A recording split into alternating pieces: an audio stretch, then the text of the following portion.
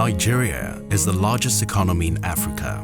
With a teeming population of over 200 million people, the country has the largest digital financial services in Africa and is ranked 7th globally. Access to financial products and services is a fundamental catalyst to productivity and economic growth in Nigeria. Financial inclusion is a state where all adult Nigerians have access to these products and services in an equitable and affordable manner. Access to financial products and services helps fuel commerce and entrepreneurship and enables a smooth functioning economy. Financial inclusion is concerned with easy access, affordability, and diversity of products and services that meet individuals' needs at a pocket-friendly cost. These services may include payments, savings, credit, insurance, pensions, and investment products.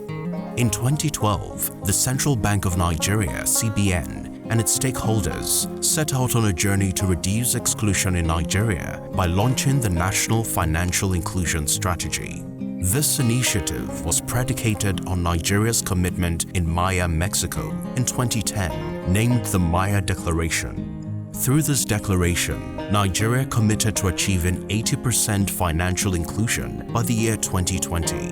This target could be seen as ambitious given the baseline of financial exclusion as of 2012, which stood at 46.3%. So the goal of reducing this to 20% in 2020 was not an easy task.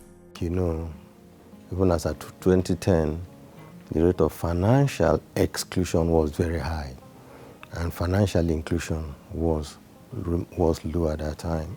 The journey, I must say, has been challenging, but at least we've made some reasonable progress. If you imagine that in 2020, we told ourselves in 2020 we would have achieved 80%, we were 64.1.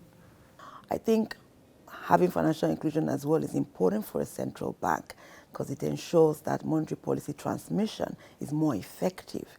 You know, your policies can trickle down easier when you have most of the population, you know, within the system where you can monitor.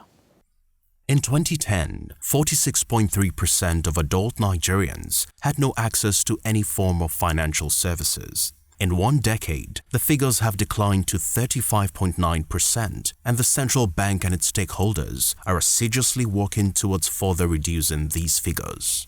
Some additional achievements of the National Financial Inclusion Strategy include the establishment of Micro, Small and Medium Enterprises Development Fund, MSMEDF, the establishment of the National Peer Group Educator Program, NAPGEP, the setup of the Shared Agent Network Expansion Facility, SANEF, the rollout of the Bank Verification Number, BVN, National Identity Number, NIN, amongst others.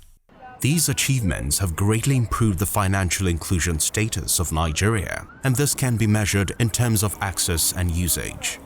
Between December 2018 and December 2021, agent networks have increased from 83,560 to 1,002,514. Point of sales POS machines from 217,283 to 915,519.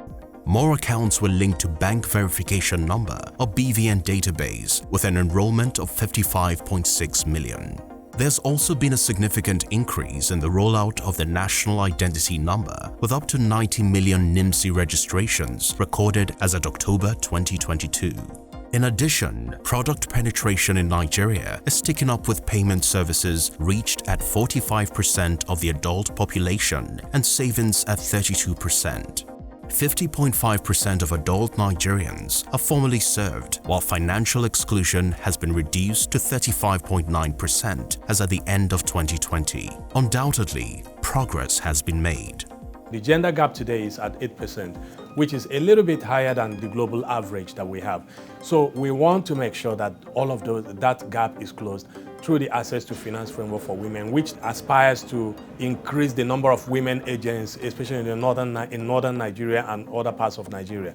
Also to increase the leadership of women in financial services providing organizations so that women could be in positions of decision making and they will be able to also help onboard other women And also we want to make sure that data is provided and that the data financial services providers bring to us or provide are disaggregated according to gender.